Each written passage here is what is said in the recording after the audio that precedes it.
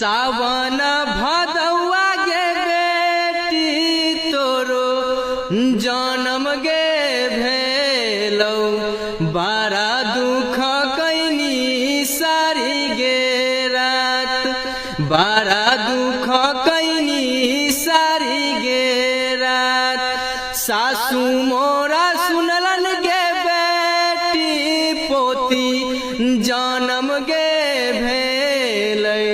ठोकी लेलन बाजार गे केवार ठोकी लेलन बाजार गे केवार ननद मोरा सुनलन गे बेटी भतीजी जन्म गे भेलै घरे घर